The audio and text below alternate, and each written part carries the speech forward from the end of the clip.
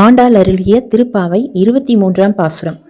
மாரி மலை முழஞ்சில் மன்னி கிடத்துறங்கும் சீரிய சிங்கம் அறிவுற்று தீவிழித்து வேரி மயிர் பொங்க எப்பாடும் பேர்ந்து தறி மூறி நிமிர்ந்து முழங்க புறப்பட்டு போதருமா போல நீ பூவைப்பூ வண்ணா உன் கோயில் நின்று இங்ஙன போந்தருளி கோப்புடைய சீரி சிங்காசனத்திருந்து யாம் வந்த காரியம் ஆராய்ந்து அருளேலோர் எம்பாவாய்.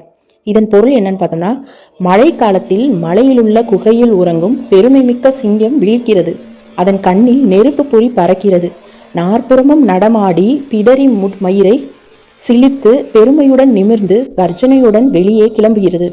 அதுபோல காயாம்பூ நிறத்தையுடைய கண்ணனே, நீயும் வீரநடை போட்டு உன் கோயிலில் இருந்து வெளியேறி இங்கே வந்து அருள் செய்.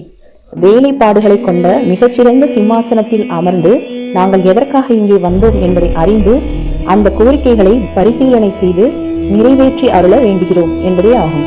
இதன் பொருள் என்னன்னு பார்த்தோம்னா, எதிரே இருப்பவன் கடவுள் என்பதற்காக வீட்டை கொடு, பொருளை கொடு, நகையை கொடு, வாகனத்தை கொடு என நம் கோரிக்கைகளை ஆண்டவன் முன் வைக்கக்கூடாது.